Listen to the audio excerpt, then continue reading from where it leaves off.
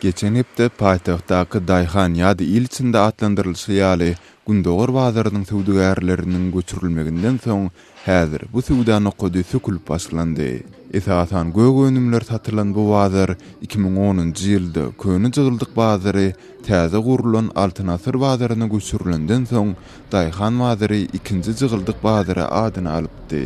Jygyldyk bazaryndan göçürilen töwdügärleriň hem käbirleri bu bazarda töwda nokatlaryny satyn alypdyrlar. Häzir bu bazaryň işiniň togtudylmagy telekeçiler bilen birlikde ýöneköy paýtagtlylara hem özüniň täsirini ýetirdi. Bu bazar ýapylandan soň paýtagtyň kommersiýa dukanlarynyň köpüsinde gök önümleriň bahasynyň gymmatlandygyny sinnata bolýar. Paýtagtyň ençeme töwda nokatlaryna aýlanan habarçymyz Murat Gurban gök önümleriň soňky bahalary barada şeýle maglumatlary berýär.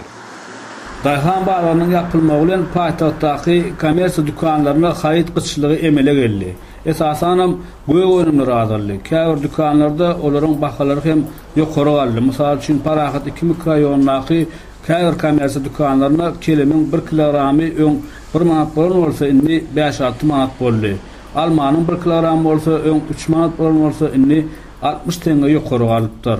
Şeýle diňe bir gög önümleriň assortimenti azalman eýsem beýleki gaply azyk önümleriň hem käbirleri kommersiýa dukanlaryna azalypdyr ýa-da asla etipdir. Çünki Dayhan bazaryna gaply azyk önümleriniň hem lomoy sowdasy amala aşyrylýardy. Azatlyk radiosynyň habarçysy bilen söhbetdeş bolan telekeçiler gök önümleriň bahalarynyň gymmatlamagyny Dayhan bazarynyň ýapylmagy bilen baglanşdyrýarlar. Telekeçiler häzirki ýöne çykan ýagdaý Dayhan bazarynyň şäheriň çetine ençemi kilometr uzaklyga çykarmagy bilen baglanşdyrýarlar. Indi öňki ýaly golaýda däl. Şol sebäpden bahalaryň entägem gymmatlajakdygyny olar aýdýarlar. Dayhan bazarynyň gök önümlerini satýan töwdügärlerini Altyn Asır Gündogor bazaryndaky awtoulag satylýan bazarynda töwda nokatlary berilipdir. Asfaltlanan boşluk ýerde hiç hili dalbarsyz ýa-da telersiz açyk asmanyň asagynda adamlar oturup töwda edýärler. Töwdügärleriň haritlerini saklar ýaly ýerleri hem ýok. Telekeçiler täze töwda nokatyndaky şertlerden nägiledigini Azatlyk radiosynyň habarçysy Murat Gurbana gurrun berdiler. Dayhan bazaryna gög önüm töwdügärleriň köpsi Altyn Asır Gündogor bazarynyň ýa-da täze jygyldyň awtolu satylýan bazaryna goşulypdyr. Ol ýerde töwdügärleriň aýtmaklaryna görä ýer üçin tölew öňki bazaryňkydan 2 hisse gymmat. Mysal üçin Dayhan bazaryna günne 6 manat tölen töwdügär täze ýerde 10 manat tölemeli. Bundan başga da häzir ol ýerde töwdügärleriň haritlaryny saklar ýaly şertlerem ýok diýerler.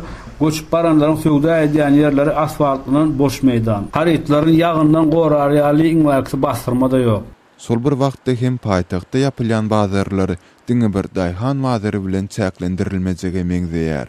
Paýtagtyň Gribayedow köçesiniň giňeldilmegi bilen onuň ugrundaky Hazine bazary hem ýumrulmaly. Bu bazaryň töwdügärlerine bu barada eýýäm duýduruş berilipdir. Aşgabatyň Andalip köçesini awadanystyrmak işiniň dowamında bolsa köçäniň Hitrovka raýonundan geçen bölegi giňeldilip onuň ugrunda ýerleşýän Arzu bazarynyň hem ýumrulmalydygy aýdylýar.